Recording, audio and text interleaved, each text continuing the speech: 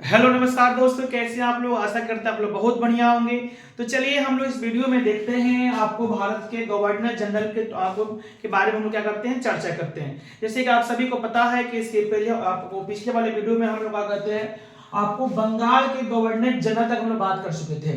हम लोग part 1 video में आपको क्या करते हैं, भारत का बंगाल के गवर्नर, उसके अलावा आपको पार्ट 2 वीडियो में आपको क्या कहते हैं, बंगाल के गवर्नर और क्या कहते हैं, बंगाल के गवर्नर जनरल। उसके अलावा पार्ट 3 में हम लोग पूर्ण रूप से बंगाल के गवर्नर जनरल के बारे में हम लोग पूर्ण रूप से चर्चा कर चुके हैं। जैसे कि आप सभी को पता है कि इस वीडियो में हम लोग फिर आपको बात करने वाले हैं बंगाल के गवर्नर जनरल, भारत के गवर्नर जनरल, भारत के वायसराय, इन सभी चीजों को हमने इस सीरीज को शुरुआत किए हैं, जिसमें इस पार्ट 4 वीडियो में आप देख रहे होंगे भारत के गवर्नर जनरल।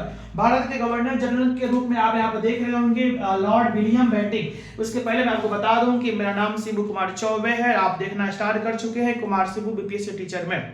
तो चलिए, अगर आपने इसके पिछले वाले वीडियो अगर आपको पसंद आया होगा, जिसमें पार्ट 1, पार्ट 2, पार्ट 3 करके आपको वहां पर सब कुछ बताया है, आपको गवर्नर जनरल और वायसराय से संबंधित टॉपिक पर हम चर्चा की है। तो अगर आपको वीडियो अच्छा आपको लगा होगा तो मैं आप एक बार वीडियो को लाइक कर देंगे, अगर चैनल पर नए होंगे तो चैनल को सब्सक्राइब करेंगे और अपने दोस्तों के साथ वीडियो को शेयर करेंगे। तो चलिए हम फिलहाल इसमें बात करते हैं आपको भारत के governor general lord William Bentinck. आपको याद होगा, अगर इसके पिछले वाले वीडियो को आप अच्छी तरह से देखे होंगे तो यही लॉर्ड विलियम बेंटिक क्या होंगे बताओ तो बंगाल के अंतिम गवर्नर जनरल होंगे। यही लॉर्ड विलियम बेंटिक क्या होंगे बताओ तो बंगाल के आपको क्या होंगे, अंतिम गवर्नर जनरल होंगे। और इसमें उस समय क्या होती है, 1833 में क्या आता है आपको, 1833 का चार्टर्ड एक्ट आता है और 1833 के चार्टर्ड एक्ट के अनुसार क्या कहते हैं, आपको बंगाल के गवर्नर जनरल को भारत के गवर्नर जनरल के रूप में आपको बना दिया जाता है। इस लॉर्ड विलियम बेंटिक के आपको क्या कहते हैं, जितने सारे कार्यकाल हैं, है ना, इसमें तो मात्र हम इसमें एक ही कार्यकाल एक ही कार्य इसमें लिखे हैं, लेकिन उसके आपको पिछले वाले वीडियो में लॉर्ड विलियम बेंटिक से संबंधित जितने सारे प्रमुख आपको टॉपिक हैं उस पर हम चर्चा कर चुके हैं। अगर आप इस वीडियो को नहीं देखे होंगे पिछले वीडियो को, तो आप जरूर एक बार जाकर आप इस वीडियो को देखने का प्रयास करेंगे, जिसमें आपको सती प्रथा, ठगी प्रथा, इन सब चीजों को क्या कहते हैं आपको हम एक्सप्लेन बढ़िया रूप से आपको किए हैं कि लॉर्ड विलियम बेंटिक के कार्यकाल में क्या कहते हैं आपको कौन कौन सी घटनाएं आपको वहां पे घटी थी। चलिए, तो हम फिलहाल इसे बात करते हैं, जब लॉर्ड विलियम बेंटिक क्या होता है, बंगाल के गवर्नर जनरल से उससे भी बड़ा उसको पद मिल जाता है भारत के गवर्नर जनरल जब बन जाता है, तो उसके बाद क्या शुरू होती है बताओ तो आधुनिक शिक्षा का जन्मदाता। हम लॉर्ड विलियम बेंटिक को क्या बोलते हैं बताओ तो आधुनिक शिक्षा का जन्मदाता, क्योंकि इसी के कार्यकाल में लॉर्ड मैकाले आया था। इसी के कार्यकाल में चार्टर्ड एक्ट 1833 के अकॉर्डिंग लॉर्ड मैकाले एक अंग्रेज ऑफिसर था, जो भारत में क्या कहते हैं नए शिक्षा नीति को लेकर आया था, जिसमें खास करके अंग्रेजी शिक्षा का ज्यादा महत्व दिया गया था। तो हम कह सकते हैं कि भारत में अंग्रेजी शिक्षा का या आधुनिक शिक्षा का जन्मदाता हम किसको बोलते हैं बताओ तो लॉर्ड विलियम बेंटिक के समय में बोलते हैं, जिसकी शुरुआत एक अंग्रेज ऑफिसर लॉर्ड मैकाले के द्वारा आपको किया गया था। चलिए, इसके अलावा लॉर्ड विलियम बेंटिक से संबंधित जितना सारा प्रमुख कार्यकाल है, इसके पिछले वाले वीडियो में हम पार्ट 3 में आपको बता चुके हैं। आगे बढ़ो, उस चीज को वहां पे अच्छा से आप देख सकते हैं। अगर आप देखे होंगे तो चीजें आपको स्पष्ट रूप से समझ में आपको यहाँ पे आ रहा होगा। तो आप याद रखेंगे कि भारत के governor general lord William Bentinck पहला, भारत का पहला गवर्नर जनरल यहाँ पे कौन होगा बताओ तो लॉर्ड विलियम बेंटिक। भारत का पहला गवर्नर जनरल यहाँ पे कौन होगा बताओ तो लॉर्ड विलियम बेंटिक। चलिए, इसके बाद हम बात करते हैं सर चार्ल्स मेटकॉफ, भारत के सेकेंड गवर्नर जनरल। भारत के सेकेंड आपको क्या कहते हैं governor general sir Charles Metcalfe, जिसका कार्यकाल यहां से होगा 1833 से लेकर के 1836 तक होगा। लॉर्ड क्या कहते हैं आपको सर चार्ल्स मेटकॉफ का कार्यकाल होगा 1835 से लेकर 1836 तक होगा। इसके समय में प्रमुख आपको क्या कहते हैं कार्य यहाँ पे देखने को मिलेगा कि सर चार्ल्स मेटकॉफ जब आपको गवर्नर जनरल बनता है भारत का, तो प्रेस की स्वतंत्रता करता है, मतलब प्रेस को फ्री कर देता है। प्रेस पर से जितना सारा क्या कहते हैं आपको जो आपको एक तरह से क्या बोलते हैं आपको जो बाधा उस पर रुकावट उत्पन्न हो रहा था, उन सब चीजों को वो क्या करते हैं आपको क्या करते हैं स्वतंत्र कर देते हैं। इसके पहले के जितने सारे आपको गवर्नर जनरल थे वे लोग क्या लगाए थे बताओ तो प्रेस पर क्या लगाए थे, प्रतिबंध लगाए थे। प्रेस जो मीडिया वाले होते हैं, जो न्यूज पेपर न्यूज आपको छापते हैं, उन लोगों पे क्या कहते हैं आपको एक तरह से प्रतिबंध लगाया गया था कि नहीं, आप बिना हमारे परमिशन के किसी भी तरह के सूचना को आप अखबारों में नहीं छाप सकते हैं। लेकिन जब आपको सर चार्ल्स मेडकॉफ बनता है तो प्रेस पर से क्या कहते हैं अपना प्रतिबंध हटा देता है और प्रेस लोगों को क्या कहते हैं, है ना, स्वतंत्र करता है। इसीलिए हम क्या कहते हैं मेडकॉफ को भारतीय प्रेस की मुक्तिदाता कहा जाता है। आपसे पूछा जाए कि भारतीय प्रेस का मुक्तिदाता किस गवर्नर जनरल को कहा जाता है, तो आप याद रखेंगे सर चार्ल्स मेडकॉफ को। प्रेस की स्वतंत्रता की वजह से मेडकॉफ को भारतीय प्रेस की मुक्तिदाता कहा जाता है, को मुक्ति कर दिया, हम लोग को छोड़ दिया। चलिए उसके अलावा हम बात करते हैं तीसरा गवर्नर जनरल, तीसरे भारत के गवर्नर जनरल के रूप में अगर हम बात करें तो यह होगा लॉर्ड ऑकलैंड। लॉर्ड कौन होगा बताओ, तो यहाँ पे ऑकलैंड होगा, जिसका कार्यकाल होगा 1836 लेकर 1842 तक, 1836 लेकर के 1842 तक। मैं ये श्योर करता हूं कि जिनको क्या कहते हैं, जो लोग हमारे पार्ट 1, पार्ट 2, पार्ट 3 को वीडियो अच्छी तरह से देखे होंगे, उनको ये पार्ट 4 की वीडियो आपको अच्छी तरह से और बेहतरीन रूप से समझ में आएगा। इसलिए माय डियर, अगर आप इस वीडियो को देख रहे होंगे तो इस वीडियो को देखने के बाद आप जरूर पार्ट 1, पार्ट 2, पार्ट 3 के वीडियो को देखेंगे, जिसमें बंगाल के गवर्नर जनरल, भारत के गवर्नर जनरल, भारत के वायसराय, है ना, स्वतंत्र भारत के गवर्नर जनरल, इन सब चीजों पे हम पार्ट 1, पार्ट 2, पार्ट 3 वीडियो आपको डाल चुके हैं। ये आपको पार्ट 4 है, इसके बाद पार्ट 5 और पार्ट 6 तक आपको वीडियो आने वाला है, जिसमें आपको संपूर्ण चीजें का एक तरह से आपको पूरा मॉडर्न हिस्ट्री, है ना, वो आपको संपूर्ण रूप से इसमें आपको खत्म हो जाएगा। चलिए, तो जब लॉर्ड ऑकलैंड क्या बनता है, गवर्नर जनरल बनता है, इसके समय में कौन कौन से कार्य होता है आप यहाँ पर देखेंगे। लॉर्ड ऑकलैंड के समय क्या कहते हैं, पहला क्या कहते हैं काम यह होने वाला है, पहला घटना घटने वाला है कि प्रथम आंग्ल अफगान युद्ध 1839 से लेकर 42 तक चलता है।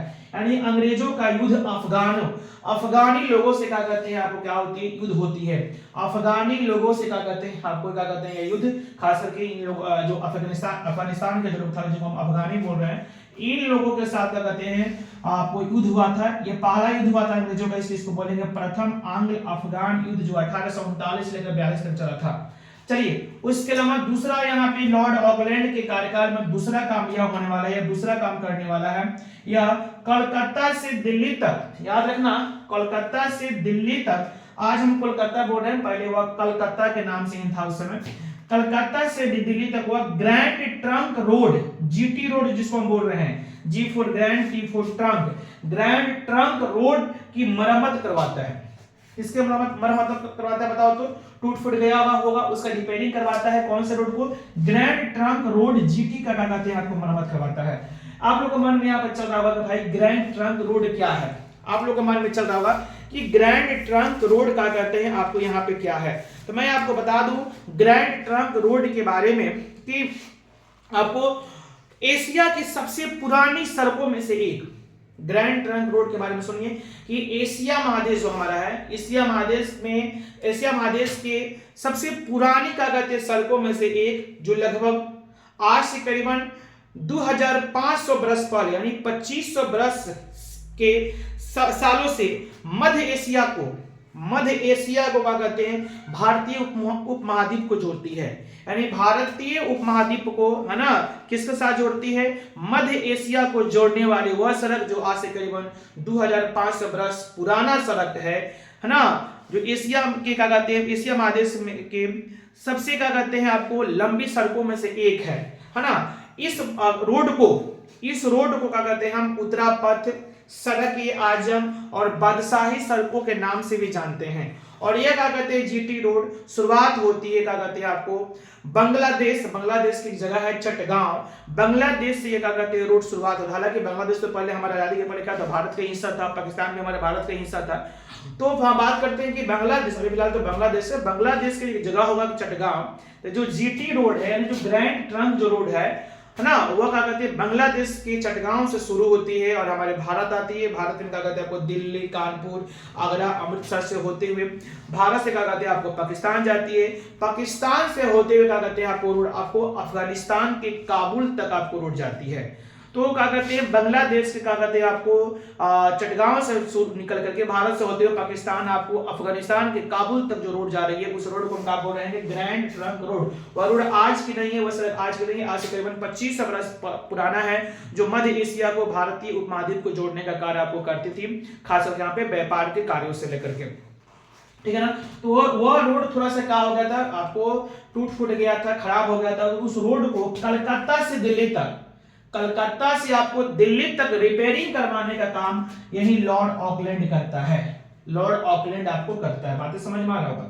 चलिए उसके अलावा इसके समय का प्रमुख कार्यकाल का आपको बताओ तो भारतीयों को डॉक्टरी की शिक्षा के लिए विदेश जाने की अनुमति भी देता है। भारतीय लोगों को, अगर वैसे भारतीय लोग जिनको डॉक्टरी की पढ़ाई करना है, डॉक्टर बनना है, तो उन लोगों को विदेश जाने का, है ना, इंग्लैंड जाने का या उसके अलावा और किसी देश जाने के लिए क्या कहते हैं, एक तरह से परमिशन करता है कि यहाँ के लोग भी क्या कहते हैं आपको जा सकते हैं। इसके पहले भारतीय लोगों को डॉक्टर बनने की अनुमति आपको नहीं थी, खास करके विदेश में जाकर के पढ़ाई करने की अनुमति आपको नहीं थी, शिक्षा नहीं कर सकते हैं डॉक्टर बनने के लिए। तो वह एक तरह से शुरुआत करता है लॉर्ड ऑकलैंड। इतना बात समझ में आ रहा है ना। चलिए 4 नंबर पे देखते हैं। अब हम बात करते हैं नेक्स्ट गवर्नर जनरल भारत के लॉर्ड एलन बरो। लॉर्ड एलन बरो जिसका कार्यकाल होगा 1842 से लेकर के 1844 तक, 1842 से लेकर 1844 तक।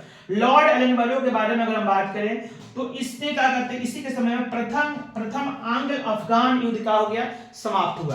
आपको मालूम होना चाहिए कि प्रथम आंग्ल अफगान युद्ध की शुरुआत लॉर्ड ऑकलैंड के समय में हुआ था, लेकिन इस युद्ध की समाप्ति क्या कहते हैं लॉर्ड एलन बरो के कार्यकाल में आपको देखने को मिलता है। उसके लिए क्या कहते हैं, अगर हम बात करें कि अगस्त 1843 में, इसके समय में दूसरा काम हम ये देखेंगे कि अगस्त 1843 में सिंध को पूर्ण रूप से ब्रिटिश साम्राज्य में मिला लिया गया। सिंध, वही सिंध जो पाकिस्तान के अंदर है, जो कभी भारत का हिस्सा हुआ करता था, तो उस सिंध को भी क्या करते हैं, उस सिंध इलाका को ब्रिटिश साम्राज्य के अंतर्गत उसको पूर्ण रूप से मिला लिया गया अगस्त 1843 में। यह काम क्या करते हैं लॉर्ड एलन बरो के समय में आपको देखने को मिला था। उसके अलावा लॉर्ड एलन बरो के समय में और हम काम देखेंगे, वीडियो ठीक ठाक माय डियर, एक बार तो हम क्या करते हैं कंफर्म हो जाएंगे, है ना। ठीक है माय डियर, ठीक है। अब हम यहाँ पर देखेंगे कि लॉर्ड एलन बरो के ही कार्यकाल में रविवार की छुट्टी की शुरुआत भी होती है। रविवार, संडे को अंग्रेज ऑफिसर क्या करते हैं, इसी संडे को क्या करते हैं आपको कि लोग तरह से अपना सब काम धाम छोड़ करके थोड़ा सा ईश्वर की भक्ति के लिए, जीसस की पूजा करने के लिए, ईसा मसीह की पूजा करने के लिए क्या करते हैं आपके लोग संडे को अपना चर्च में तरह से लोग हरदम जाता था। इसलिए रविवार को छुट्टी की ऑफिस बंद रहेगा, ऑफिशियल काम बंद रहेगा, है ना, और रविवार की छुट्टी रहेगा, हम लोग धर्म के काम में रहेंगे। तो एक तरह से रविवार की छुट्टी की शुरुआत करता है 1843 में। रविवार की छुट्टी की शुरुआत 1843 में होती है लॉर्ड एलन बरो के कार्यकाल में। चलिए हम बात करते हैं नेक्स्ट 5वां नंबर गवर्नर जनरल बात करते हैं भारत के विलियम विल्बरफोर्स बर्ड। ये कुछ दिनों के लिए बना था, ये मात्र 1847 में कुछ दिनों के या कुछ महीनों के लिए बना था। इससे समय में कोई इतना प्रमुख कार्य देखने को नहीं मिलेगा। अब आइए हम बात करते हैं 6ठा गवर्नर जनरल लॉर्ड हार्डिंग प्रथम। प्रथम का मतलब यहाँ पे यह हुआ कि लॉर्ड हार्डिंग द्वितीय भी आपके इधर आने वाला है। जब आप पढ़िएगा भारत के वायसराय, है ना,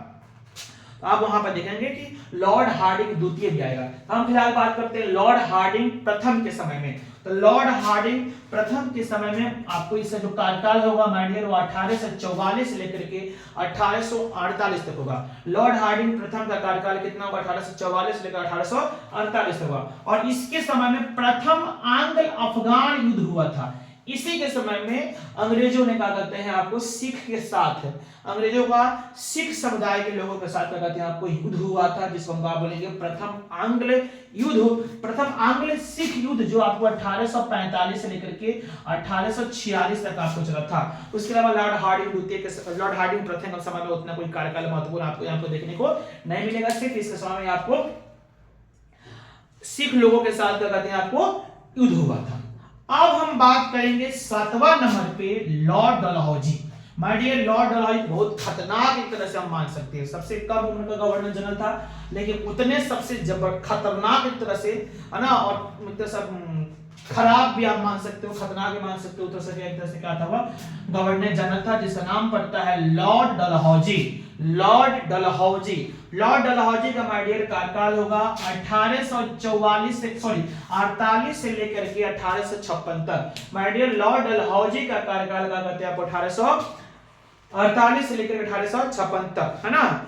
खराब भी था, लेकिन कुछ क्या कहते हैं महत्वपूर्ण कार्य भी क्या कहते हैं आपको भारत के लिए आपको किया है, जिसके लिए क्या कहते हैं हम लोग इसको अच्छी तरह से इसको जानते भी हैं। तो चलिए शुरुआत करते हैं लॉर्ड डलहौजी के समय में क्या कहते हैं आपको कौन कौन से कार्य था। तो सबसे पहला हम काम ये देख रहे हैं कि लॉर्ड डलहौजी के समय में द्वितीय द्वितीय आंग्ल सिख युद्ध हुआ था। प्रथम आंग्ल सिख युद्ध लॉर्ड हार्डिंग प्रथम के समय में, लॉर्ड हार्डिंग के समय में प्रथम आंग्ल युद्ध मतलब पहली बार युद्ध हुआ था। फिर मामला नहीं चलता तो डलहौजी के समय में क्या कहते हैं युद्ध चला, और यह युद्ध क्या कहते हैं 1848 से लेकर 1849 तक द्वितीय आंग्ल सिख युद्ध आपको चला था। उसके अलावा अगर हम बात करें द्वितीय आंग्ल बर्मा युद्ध भी हुआ। द्वितीय आंग्ल मतलब दोबारा फिर अंग्रेजों का बर्मा के साथ, म्यांमार के साथ भी आपको युद्ध 1852 में चला। आप सभी को याद होगा कि प्रथम आंग्ल बर्मा युद्ध किसके कार्यकाल में हुआ था, लॉर्ड हेमहर्स्ट। वही लॉर्ड हेमहर्स्ट जो बंगाल का गवर्नर जनरल था, उसके समय में प्रथम क्या कहते हैं आपको आंग्ल क्या हुआ था, बर्मा युद्ध हुआ था। लेकिन द्वितीय आंग्ल बर्मा युद्ध मतलब दोबारा बर्मा के साथ, म्यांमार के साथ आपको युद्ध होने वाला 1852 में, जो लॉर्ड डलहौजी के ही कार्यकाल में हुआ था। अब आइए नेक्स्ट हम बात करते हैं लॉर्ड डलहौजी ने क्या किया था। नेक्स्ट बात करते हैं 1852 में इनाम कमीशन की स्थापना किया था। यही लॉर्ड डलहौजी जिसने 1852 में माइडियर क्या किया था बताओ तो, इनाम कमीशन की स्थापना किया था। 1852 में क्या किया था बताओ तो, आपको इनाम कमीशन का स्थापना किया था। इनाम कमीशन क्या माइडियर, अगर हम बात करें इनाम कमीशन के बारे में तो जमीनों और जागीरों की जांच करना एक तरह से कमीशन था, एक तरह से आयोग की स्थापना किया था, जिस आयोग का काम यह था कि जितने सारे जमीन है उस जमीन के जो जागीर है ना, जमीन और जागीर जो जमीन वाले हैं उस जमीन के जो क्या बताओ तो जो मालिक हैं उनके क्या कहते हैं दस्तावेजों को, उनके कागजों को जांच करना, जो क्या कहते हैं एक तरह से टैक्स कर मुक्त थी। वैसे जमीन जिस पर टैक्स आपको नहीं लगता था, तो भाई ऐसे जमीन जिस पर टैक्स नहीं तुम दे रहे हो, तो एक तरह से तुम्हारे नाम को जमीन है तो तुम्हारे पास क्या होना चाहिए, कागज होना चाहिए, उसका दस्तावेज होना चाहिए, सही माने में तुम उस जमीन का मालिक हो या नहीं। इस तरह से क्या कहते हैं उस पूरे जमीन का जांच करना, जागीरों लोगों की जांच करना, सर्टिफिकेट जो क्या कहते हैं कागज की जो जमीन की जो दस्तावेज होती है उन सभी को जांच करने के लिए एक आयोग की स्थापना किया था, जिसको हम क्या बोल रहे हैं कमीशन का स्थापना किया था, जिसको हम क्या बोल रहे हैं बताओ तो इनाम कमीशन बोल रहे हैं। जिसको हम क्या बोल रहे हैं बताओ तो हम इनाम कमीशन के नाम से इसको हम यहाँ पे जान रहे हैं। तो इनाम कमीशन का अगर मान लीजिए इनाम का उस जांच के अंतर्गत अगर दस्तावेज जाली पकड़ा गया या खराब है या नहीं मिला, तो इस तरह से उन लोगों की जमीन को हड़प लिया जाता था। इस कमीशन का काम था जिसका स्थापना लॉर्ड डलहौजी ने किया था। हम कह सकते हैं कि जमीनों की जांच करने के लिए, एक तरह से आपको जमीनों के कागज को जांच करने के लिए इनाम कमीशन का स्थापना किया गया था। चलिए उसके अलावा हम बात करेंगे, यह लाइन बहुत खतरनाक है। इसने व्यक्तिगत सिद्धांत या हड़प नीति को लागू किया था। यही डलहौजी है जिसने क्या कहते हैं भारत में क्या कर दिया, व्यक्तिगत सिद्धांत या हड़प नीति। क्योंकि इस समय तक भारत करीबन लगभग संपूर्ण भारत पे अंग्रेजों का शासन चल रहा था, और इस तरह से अंग्रेज देखा, लॉर्ड डलहौजी का ध्यान पहुंचता है रे भाई कि बहुत सारे ऐसा राज्य है, बहुत सारा ऐसा क्या बताओ तो राज्य है जहां पे राजा है, रानी है ना, लेकिन उसका औलादे नहीं है, मतलब नेक्स्ट क्या कहते हैं शासन कौन करेगा यहाँ पे कोई था पता नहीं है। वैसे राजा लोग क्या करता था, किसी दूसरे लोगों के क्या कहते हैं दूसरे व्यक्ति की औलाद को लेकर के, संतान को लेकर के है ना, गोद लेकर के अपना बेटा मान करके उसको क्या कहते हैं नेक्स्ट राजा उसको घोषित करता था, है ना। तो इस डलहौजी के नजर वहां पहुंचता है कि ऐसे राजा हैं जिनके पास खुद अपना संतान नहीं है, ऐसे भी राज है जिसके राजा मर गए हैं, रानी राज कर रही है, उसके पास भी संतान नहीं है ना। ऐसे ऐसे राज जो क्या कहते हैं जो कमजोर हैं, तो एक तरह से दिमाग इसको हड़पने पे गया। एक कानून बनाता है कि अगर आपके पास खुद का औलाद नहीं है, जिस राजा के पास खुद का अपना औलाद नहीं है, वह राज्य है ना हमारे ब्रिटिश क्या कहते हैं सरकार के अधीन ईस्ट इंडिया कंपनी के अंतर्गत कहते हैं आपको राज्य आपको हो जाएगा। यानी कि से हड़पना, जबरदस्ती उसको हड़प लेना, क्या कहते हैं फौज के बल पर है ना, पावर के बल पर उसको हड़प लेना, उसी को बोलेंगे हड़प नीति या व्यक्तिगत सिद्धांत। इसको लागू कर दिया, और इसको लागू करने के चक्कर में कई राज्यों को क्या करते हैं डलहौजी क्या करता बताओ तो अपने क्या करते हैं आपको अपने अधीन कर लेता है, कंपनी के अंतर्गत कर लेता है, मतलब उसको ब्रिटिश साम्राज्य के अंतर्गत उसको मिला लेता है। जैसे आपको मालूम होना चाहिए सतारा को कौन से राज्य बताओ तो जिसका तहत विभिन्न राज्य जैसे सतारा को जैतपुर, संभलपुर, बधाट, उदयपुर, झांसी है ना, वही झांसी जिससे रानी लक्ष्मीबाई थी, है ना, नागपुर आदि कई ऐसे राज्यों को ब्रिटिश साम्राज्य में मिला लिया गया, हड़प लिया। क्योंकि जैसे कि सभी लोगों के पास अपना कोई औलाद नहीं था, है ना, कोई कमजोर है, किसी के पास औलाद नहीं है, किसी का क्या कहते हैं हस्बैंड नहीं है ना, इस तरह से क्या कहते हैं वो देखा कि वहां पर ना तो कोई आपको क्या कहते हैं कोई राजा नहीं है ना, सिर्फ रानी चला रही है, किसी के बाल बच्चा नहीं है, कमजोर है, तो इसको हड़प लेना है। इस नीति को लागू करके वह इन सभी राज्यों को हड़प लिया था। हड़पने का काम कौन किया था बताओ तो आपको लॉर्ड डलहौजी किया था। कितना बातें समझ में आ रहा है। चलिए कुछ और यहाँ पे हम चीजें इस समय में देखेंगे। इसमें शिक्षा संबंधी सुधार में 1854 में वुड डिस्पेच, इसको समझिएगा, लागू किया। इसने शिक्षा संबंधी सुधार में मतलब भारत के क्या कहते हैं एजुकेशन में क्या कहते हैं सुधार लाने के लिए 1854 में क्या कहते हैं कानून लाता है, एक नियम लाता है जिसको हम बोलेंगे वुड डिस्पेच। वुड डिस्पेच लागू करता है। आप सभी के मन में चल रहा होगा भाई कि ये वुड डिस्पेच क्या है। वुड आपको डिस्पेच यहाँ पे आप सभी के मन में चल रहा होगा। तो वुड डिस्पेच का नियम यह था कि एक तरह से जो जितना जो आपको जो प्राइमरी जो एजुकेशन है, जो प्राथमिक शिक्षा है, भारत की जो लोग पढ़ाई कर रहे हैं उन लोगों का जो प्राथमिक शिक्षा है वह तो क्षेत्रीय भाषा में होगा। प्राथमिक शिक्षा किस भाषा में होगा? क्षेत्रीय भाषा में होगा। लेकिन उच्च शिक्षा में क्या कहते हैं आपको अंग्रेजी का उपयोग किया जाएगा। हाई एजुकेशन में क्या कहते हैं अंग्रेजी का उपयोग करना है। प्राइमरी एजुकेशन में क्या कहते हैं जो वहाँ के जो लोकल भाषा होगी, क्षेत्रीय भाषा होगी, उसमें पढ़ना है। और लेकिन क्या कहते हैं आपको हाई एजुकेशन कोई अगर जाता है तो सिर्फ अंग्रेजी में पढ़ाई करेगा। अंग्रेजी को यहाँ पे क्या कहते हैं वर्चस्व को यहाँ पे दिखाने का काम फिर से वुड डिस्पेच नियम में करता है। उसके अलावा विश्वविद्यालय का स्थापना करवाता है, उसके योजना बनवाता है, मतलब खूब विश्वविद्यालय का स्थापना हुआ, है ना, अंग्रेजी शिक्षा का प्रसार हुआ, आपको क्या कहते हैं उच्च शिक्षा में। इस तरह से इस काम को क्या कहते हैं कौन से नियम का अंतर्गत आपको रखा गया था? वुड डिस्पेच के अंतर्गत आपको रखा गया था।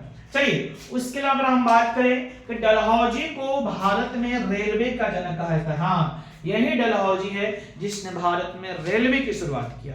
यही डलहौजी, लॉर्ड डलहौजी जो भारत का गवर्नर जनरल यहाँ पर है, जिसने क्या कहते हैं भारत में तो कुछ खराब काम तो किया लेकिन एक काम यहाँ पे कर रहा है कि क्या कहते हैं आपको रेलवे का जनक, रेलवे की शुरुआत।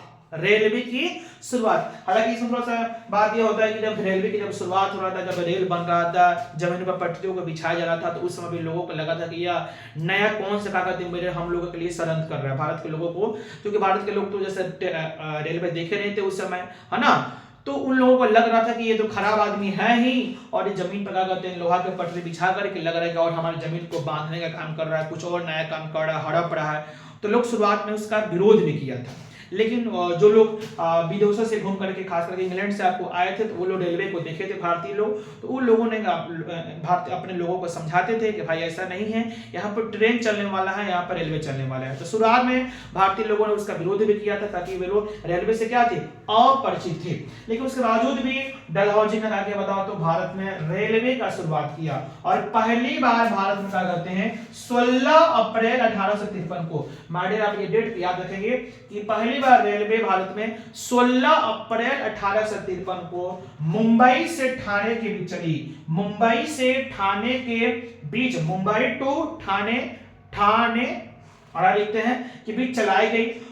करीबन 34 किलोमीटर का डिस्टेंस तय किया गया, जिसमें करीबन 400 यात्री बैठे थे। माय डियर 34 किलोमीटर का डिस्टेंस तय किया गया। और क्या कहते हैं आपको 400 का कहते हैं आपको किलोमीटर, सॉरी 400 यात्री इसमें करीबन बैठे थे। और इसका 16 अप्रैल 1853 से भारत में रेलवे की शुरुआत आपको बेहतरीन रूप से हो जाता है, जिसका श्रेय आपको किस पर जाता है बताओ तो लॉर्ड डलहौजी पर जाता है। चलिए उसके अलावा हम बात करेंगे इस और कुछ काम करता है। यह 1854 में क्या करता है भारत में डाक टिकट का प्रचलन। अगर आपको क्या कहते हैं पोस्ट ऑफिस के माध्यम से कोई अगर आप यहाँ पर चीजों को आप पोस्ट करते होंगे तो वहां पे एक टिकट लगता होगा, इतना छोटा सा आपको टिकट लगता है। तो उस टिकट का प्रचलन, वो जो टिकट लगता है जो भारत सरकार के नाम से होता है, उस टिकट का प्रचलन, उस तरह से टिकट का प्रचलन शुरुआत यही लॉर्ड डलहौजी ने शुरुआत 1854 में आपको कर दिया था।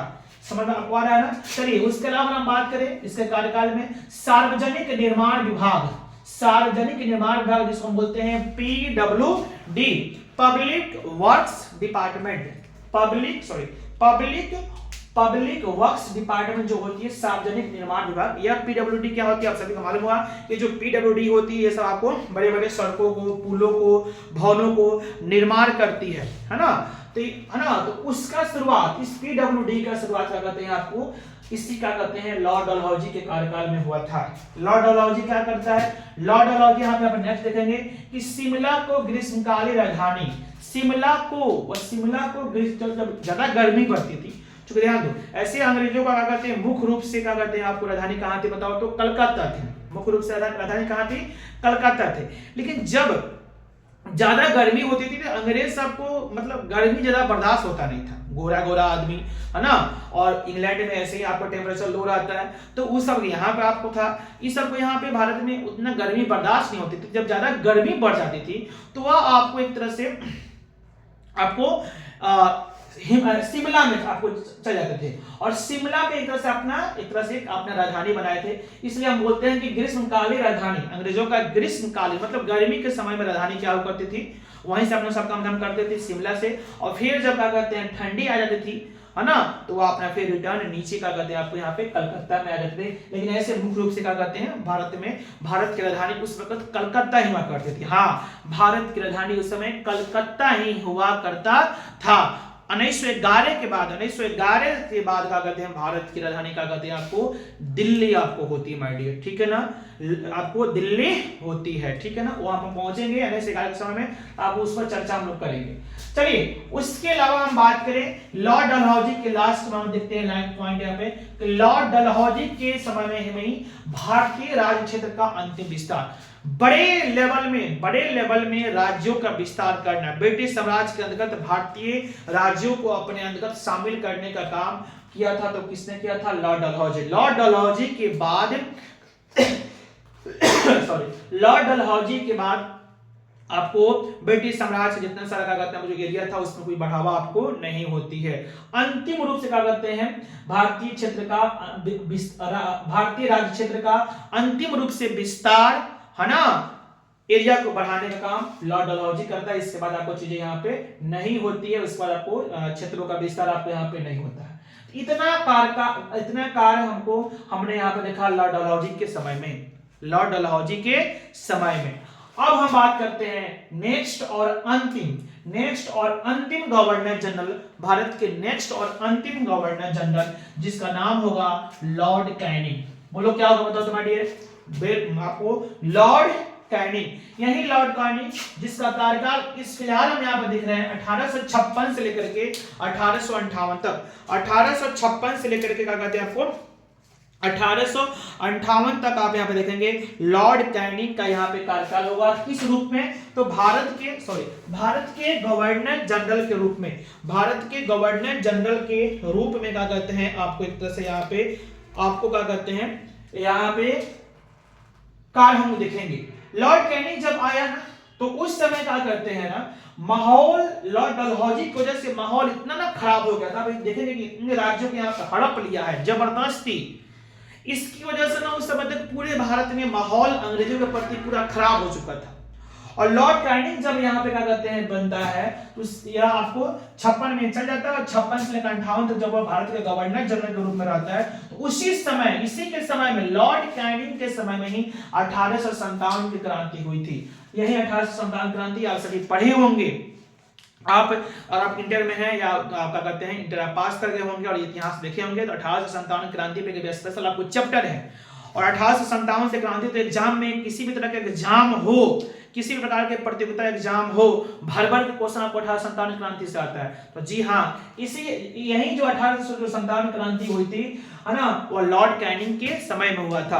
बोलिए किस समय हुआ था बताओ तो, लॉर्ड कैनिंग के समय में क्या कहते हैं आपको हुआ था। हम सभी जानते हैं कि इसी 1857 की क्रांति को कई तरह के नामों से हम जानते हैं, जैसे 1857 क्रांति को सिपाही विद्रोह, इस क्रांति को हम प्रथम स्वतंत्रता संग्राम के नाम से, इस क्रांति को महान विद्रोह, इस क्रांति को क्या कहते हैं हम भारतीय विद्रोह, इस क्रांति को हम गद्दर के नाम से, कई तरह के इस नाम से हम इसको जानते हैं। आप सभी पढ़े होंगे इस 1857 की क्रांति जिसको हम सिपाही विद्रोह इसलिए बोल रहे हैं ताकि इसकी शुरुआत आपको जब यह मालूम चला जब क्या कहते हैं आपको बैरकपुर के छावनी के जितना सर, जिसमें आपको एक तरह से मेन वहां पे कौन थे, मंगल पांडे, इन लोगों की टीम को यह मालूम चलती है कि भाई हम जो कारतूस का जो उपयोग कर रहे हैं, कारतूस का उपयोग जिसको क्या कहते हैं राइफल में, उसको पहले दांत से कारतूस को दांत से फाड़ना होता था, फिर उसको राइफल में उसको डालना पड़ता था और चलाना पड़ता था। तो जो हम कारतूस को दांत से फाड़ रहे हैं वह कारतूस एक तरह से गाय और सुअर के चर्बी से बना हुआ है, गाय और सुअर के चर्बी से बना है। ये सब जानकारी जब इन लोगों को मिलती है तो ये लोग क्या कहते हैं कारतूस के उपयोग को क्या कहते हैं उपयोग करना छोड़ देते हैं कि भाई गाय जो हिंदू की माता होती है, और ऐसे मुस्लिम धर्म में क्या कहते हैं सुअर भी वर्जित है, और गाय और सुअर के हम क्या कहते हैं उनके क्या कहते हैं चर्बी से जो हम दांत हम लगा रहे हैं, एक तरह से हमारा धर्म का और भ्रष्ट हो रहा है। और ये लोग क्या कहते हैं काफी अंग्रेजों से गुस्सा होते हैं, जिसे मंगल पांडे क्या करते हैं बताओ तो, मंगल पांडे क्या होते हैं, वो क्या कहते हैं कारतूस को उपयोग करने से मना करते हैं, और इस तरह से क्या कहते हैं उनको आपको क्या कहते हैं मना करने के बाद क्या कहते हैं वो गुस्सा होकर के अंग्रेज के 2 ऑफिसर को मार देते हैं, जिसके बाद मंगल पांडे को क्या होती है बताओ तो फांसी होती है। और मंगल पांडे के फांसी के होने के बाद ही इसका कहते हैं 1857 की क्रांति एक तरह से मेरठ से शुरुआत होती है, और मेरठ की छावनी से शुरुआत होते हुए वे लोग क्या कहते हैं मुगल सम्राट बहादुर शाह जफर से मुलाकात करते हैं, और इस तरह से क्रांति का एक बड़ा रूप लेता है। तो वो आइडिया आप पढ़े होंगे जो 1857 में जो क्रांति हुआ था। अगर आप बोलिएगा तो 1857 क्रांति पर मैं स्पेशल एक वीडियो बना देंगे। फिलहाल हम आगे बढ़ते हैं। तो 1857 क्रांति क्या कहते हैं आपको लॉर्ड कैनिंग के समय में हुआ था। 1857 एक ऐसा क्रांति थी जिससे कि हम लोग को देखिए याद कीजिए, आप लोग याद कीजिए कि अंग्रेजी सत्ता का शुरुआत भारत में कब हो रहा है, 1757 में। 1757 में क्या हो रहा है, अंग्रेजी सत्ता का शुरुआत हो रहा है ना जी। और 1857 में पहली बार इतना बड़ी क्रांति हुआ था, तो मतलब पूरा 100 साल, ये पूरा उम्मीद था कि 100 साल में एक तरह से एक युग चेंज हो रहा है ना। 100 साल मतलब एक तरह से क्या बोलेंगे हम, एक शतक चेंज हो रहा है। तो हमको लग रहा है कि इसमें क्या कहते हैं हम लोग आजाद हो जाएंगे। पूरे भारतीयों की उम्मीद थी कि हम लोग क्या कहते हैं हम लोगों की इस अंग्रेजी सत्ता से एक तरह से युग खत्म हो रहा है, शतक लग रहा है, तो अंग्रेजी सत्ता से हम जरूर क्या होंगे, मुक्ति होंगे, हमारी जीत होगी। लेकिन माय डियर होने को यहाँ पे कोई टाल नहीं सकता है। 1857 क्रांति में भारतीय लोग हम लोग जीतते जीतते अंत में हम लोग क्या हो गए, हार गए। और फिर उसके बाद 90 साल, क्योंकि उसके ऊपर वाले ने लिखा था कि 90 साल तक और भारत में अंग्रेज रहने वाले हैं, और इस तरह से 1857 से 90 साल और ऐड करोगे तो 1947 में अंततः भारत से अंग्रेज जाते हैं। तो हम लोग यहाँ पे देख रहे हैं कि इसी समय क्रांति लॉर्ड कैनिंग के समय में आपको यह हुआ था। चलिए उसके अलावा यही लॉर्ड कैनिंग क्या करेगा बताओ तो, जब यह गवर्नर जनरल भारत में था तो 1856 में विधवा पुनर्विवाह अधिनियम लागू किया था। यही लॉर्ड कैनिंग विधवा पुनर्विवाह अधिनियम लागू, मतलब यह देख रहा था लॉर्ड कैनिंग यहाँ पर ध्यान देख रहा था कि भाई भारतीय बहुत सारे ऐसे लोग हैं, लोग महिला हैं जिनको जो मतलब जिनके पति मर गए, जो विधवा है ना, मान लीजिए उनके बाल बच्चा नहीं है ना, ऐसे ही अपना पति मर गए बिना बाल बच्चे के अपनी जिंदगी काट रही है ना। तो जैसे कि हमारे हिंदू धर्म के अनुसार क्या कहते हैं आपको विधवाओं को क्या कहते हैं दूसरी शादी करने का आपकी तरह से मना किया गया है। लेकिन इस तरह से बहुत महिलाओं के यहाँ एक तरह से क्या हो रहा था, कष्ट हो रहा था, है ना। तो लॉर्ड कैनिंग ने एक तरह से नियम लगा दिया कि अगर कोई भी औरत ये चाहती है कि कोई भी अगर विधवा औरत ये चाहती है कि हम क्या करें बताओ तो, हम क्या कर रहे हम दोबारा शादी कर ले, मतलब जो मेरे हस्बैंड है उनके डेथ होने के बाद वह चाहती है, स्वेच्छा से चाहती है, कोई दबाव नहीं है, वह चाहती है शादी करना, तो कोई भी उसको रोक आपको नहीं सकता है, किसी भी तरह से उसको रुकावट वहां पे उस पर नहीं हो सकती है। इस तरह से 1857 में लॉर्ड कैनिंग ने आपको 56 में विधवा पुनर्विवाह अधिनियम को लागू आपको यहाँ पे कर देता है, नियम बनाता है। अब नियम बन गया है, कोई रोक टोक नहीं सकता, अगर रोकेगा भाई उस पर मुकदमा चलेगा। चलिए यही लॉर्ड कैनिंग क्या करेगा बताओ तो 1857 में क्या करेगा, महालेखा परीक्षक पद एक तरह से ऑडिटर जनरल पद था, जिसको जो क्या कहते हैं बही खाता का क्या करता पूरा ध्यान रखता था। तो हम कहेंगे 1857 में महालेखा परीक्षक पद का शुरुआत लॉर्ड कैनिंग ने क्या कहते हैं आपको बनाया था, किया था। चलिए यह लॉर्ड कैनिंग क्या कर रहा है बताओ तो, डलहौजी के व्यक्तिगत सिद्धांत को समाप्त किया। व्यक्तिगत सिद्धांत यही लॉर्ड कैनिंग ने क्या किया, जो इसके पहले लॉर्ड डलहौजी क्या कर दिया था, जो व्यक्तिगत सिद्धांत लागू कर दिया था, मतलब कमजोर राज्यों को क्या करना, हड़पने की जो शुरुआत किया था। इसी व्यक्तिगत सिद्धांत को हम क्या बोल रहे हैं, व्यक्तिगत सिद्धांत। यानी जो लॉर्ड डलहौजी जो नियम बनाया था, कोई भी राज्य है ना आपको कमजोर है, वहां पे कोई क्या कहते हैं आपको उनका कोई संतान नहीं, औलाद नहीं, तो उसको हड़प लेना जबरदस्ती फौज के माध्यम से, उस नियम को क्या कहते हैं लॉर्ड कैनिंग क्या करते बताओ, यहाँ पे खत्म कर दिया। उस नियम को क्या करते बताओ, यहाँ पे लॉर्ड कैनिंग क्या करते बताओ, तो वहां पे उस नियम को खत्म कर दिया। चलिए, लेकिन इतना तय हो गया जब इसका सूचना 1857 की जो क्रांति हुई थी, और इस क्रांति ने क्या कहते हैं पूरे देश विदेश में आपको तहलका मच गया था। और इसकी जब जानकारी क्या कहते हैं आपको इंग्लैंड की सरकार को मिलती है, ब्रिटिश सरकार को मिलती है, वहां की महाराजा और महारानी को खबर मिलती है, तो उन लोग क्या करते हैं, ईस्ट इंडिया कंपनी से गुस्सा होते हैं कि भाई ईस्ट इंडिया कंपनी यहाँ पे कुछ ऐसे मनमानी कर रही है, उसके हाथ में आपको भारत में क्या कहते हैं जो सत्ता कर रही है, उसके हाथ में आपको एक तरह से उसके सत्ता संभालने वाला नहीं है, कंपनी के संभाल में भारत नहीं आने वाला है, ताकि ये लोग कहते हैं चूंकि ये हल्ला हो गया था कि भारत जीतते जीतते हार गया है, यानी फिर भी ऐसे दोबारा का कहते हैं मौका आपको आ जाएगा, तो हो सकता है कि फिर कुछ और आपको अनहोनी हो जाए, है ना, हम लोग हार जाएं भारतीय लोगों से। इसलिए अब ईस्ट इंडियन कंपनी के आपको क्या कहते हैं भारत में रहने से या ईस्ट इंडियन कंपनी के द्वारा भारत पर सत्ता करने का औकात नहीं है। इस तरह से क्या कहते हैं 1857 की क्रांति के बाद भारत में ईस्ट इंडिया कंपनी के शासन को समाप्त कर दिया गया।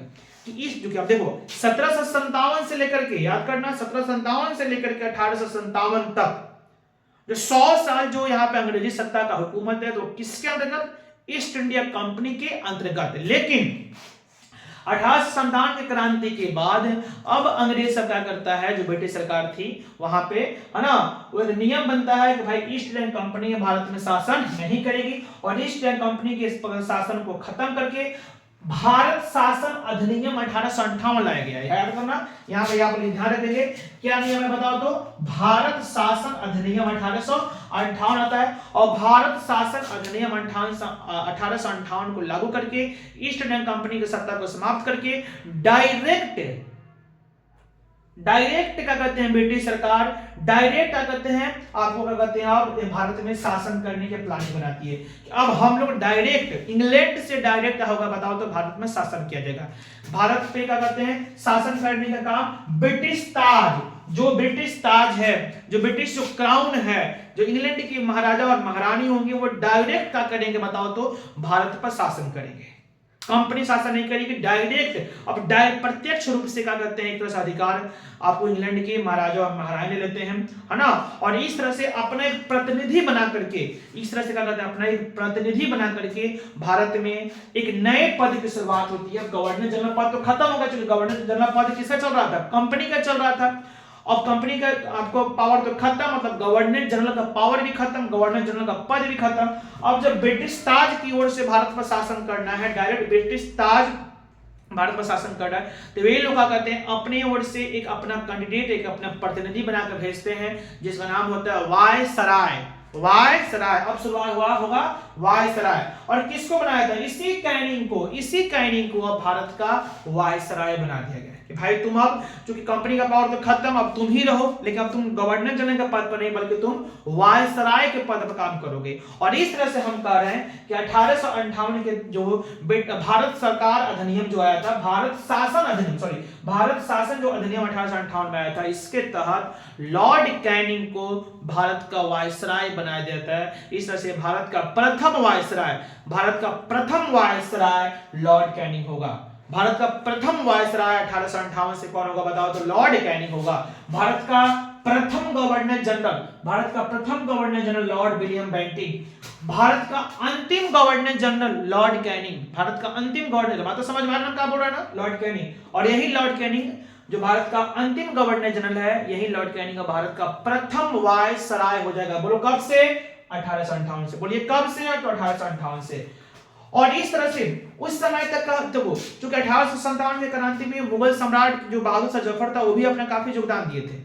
इससे क्या कहते हैं मुगल, उस समय तक मुगल सम्राट के जो मुगल शासन जो था पूर्ण रूप से क्या हुआ था, उसका पावर खत्म भी हो गया था। इस तरह से भारत शासन अधिनियम को लागू करके मुगल सम्राट के पद की समाप्ति भी हो गया। मुगल सम्राट के पद जो था ना, वो आपको समाप्त भी होगा। आपको याद होगा कि वो क्या कहते हैं मुगल क्या कहते हैं पद की शुरुआत, है ना, आप क्या कहते हैं 1526 में क्या कहते हैं जो बाबर किया कर रहा है, मुगल साम्राज्य की भारत में स्थापना कौन कर रहा है? 1526 में कौन कर रहा है? बाबर कर रहा है। और बाबर से होते होते लास्ट में 1857 तक कौन, आपको 58 तक कौन चलता है बताओ तो? आपकी तरफ से कौन? बहादुर शाह जफर। और बहादुर शाह जफर के बाद वही बहादुर शाह जफर जिनको क्या कहते हैं, उनको पकड़ करके रंगून में उनको कैद कर दिया गया था, और क्या कहते हैं, उनके बेटों को भी यहाँ पे हत्या कर दी गई थी। और इस तरह से बहादुर शाह जफर के बाद, मरने के बाद भारत से पूर्ण रूप से क्या कहते हैं, आपको मुगल आपको क्या कहते हैं, शासन खत्म हो गया।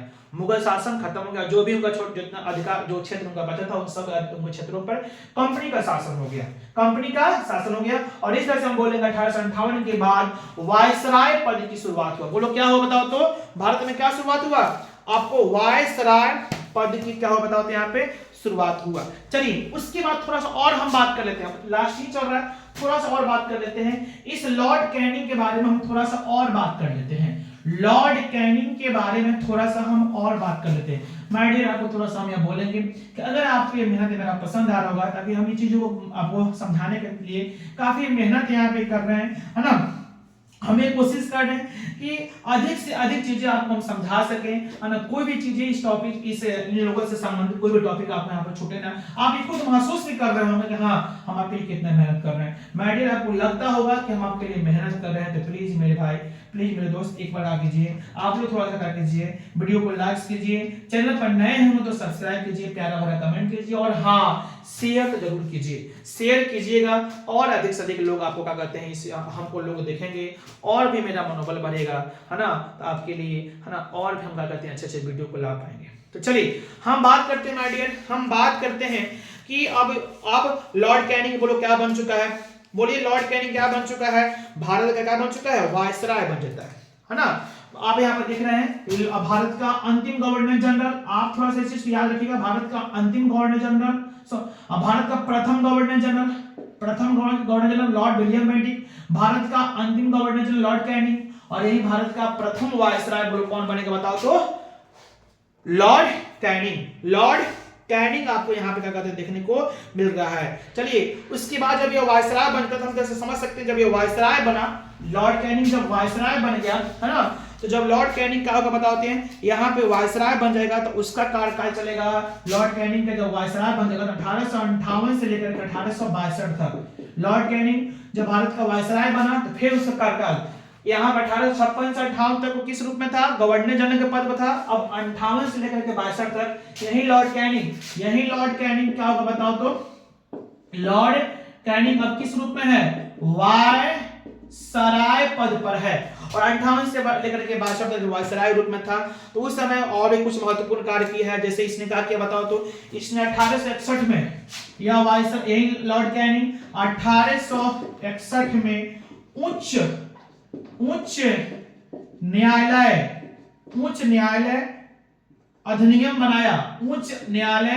अधिनियम बनाया, जिसमें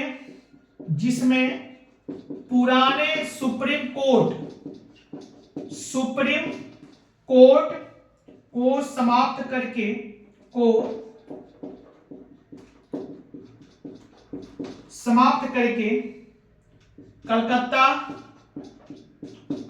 कलकत्ता, मद्रास और मुंबई में एक उच्च न्यायालय, मतलब हाई कोर्ट, उच्च न्यायालय की स्थापना किया। उच्च न्यायालय की बोलो क्या बताओ तो? स्थापना किया। चलिए जब ये लॉर्ड कैनिंग क्या बनेगा बताओ तो? भारत का क्या बन रहा है? वायसराय बन रहा है ना। तो उसके बाद एक महत्वपूर्ण काम यहाँ पे हो रहा है कि वह उच्च न्यायालय अधिनियम लागू करता है। उच्च न्यायालय, हाई कोर्ट का कहते हैं अधिनियम, है ना, कानून को लागू करता है, जिसमें पुराने सुप्रीम कोर्ट, आपको याद होगा जो वारेन हेस्टिंग्स बंगाल का गवर्नर जनरल बना था। याद कीजिए कि जब वारेन हेस्टिंग्स क्या बना था बताओ तो? बंगाल का प्रथम गवर्नर जनरल बना था उस समय। तो उस समय कलकत्ता में 1774 में क्या किया था? सुप्रीम कोर्ट का स्थापना किया था। अब याद होगा, अगर आप मेरे वीडियो को अच्छे से देखे होंगे, है ना, और कॉपी में लिखे होंगे, अच्छे से उसको देखे होंगे, वॉच किए होंगे, तो आपको याद होगा कि वारेन हेस्टिंग्स जो 1774 में क्या किया था? बंगाल में कलकत्ता में सुप्रीम कोर्ट का स्थापना किया था, उसको समाप्त कर दिया, भाई सुप्रीम कोर्ट ये काम नहीं चलेगा। और क्या होगा कि कलकत्ता में, मद्रास में और मुंबई में एक एक हाई कोर्ट का स्थापना कर दिया कि क्षेत्र बढ़ गया भाई, क्षेत्र बढ़ गया तो सिर्फ कलकत्ता में जो सुप्रीम कोर्ट है उससे क्या कहते काम नहीं चल रहा है, लोगों को न्याय नहीं मिल रहा है, इसलिए एरिया बाई एरिया मद्रास में एक अलग हाई कोर्ट कर दिया, मुंबई में एक अलग हाई कोर्ट कर दिया, कलकत्ता में एक अलग हाई कोर्ट कर दिया, है ना। और उस हाई कोर्ट के अनुसार क्या कहते हैं अपना अलग अलग क्षेत्र में क्या कहते हैं वहां पर सुनवाई होगी और लोगों को क्या कहते हैं यहाँ पे न्याय मिलेगा। इस तरह से हमने बात कर दिया, लॉर्ड कैनिंग तक हम बात की। इसके बाद वाले वीडियो में डियर आप लोग को भारत के वायसराय को हम पद को शुरुआत करेंगे, जिसमें हम शुरुआत कर ही दिए हैं, जिसमें लॉर्ड कैनिंग हम क्या कर चुके हैं, चर्चा भी कर चुके हैं। इसके बाद वाला जो वीडियो होगा वो आपको लॉर्ड कैनिंग से संबंधित होगा, सॉरी भारत के वायसराय को हम पद को अब यहाँ से फिर से शुरुआत करेंगे। तो माय डियर आपका आशा करते हैं कि वीडियो आपको बहुत पसंद आया होगा, है ना। तो चलिए मिलते हैं हम नेक्स्ट वीडियो में, तब तक आप अपना ध्यान रखिएगा। जय हिंद, जय भारत, बाय बाय।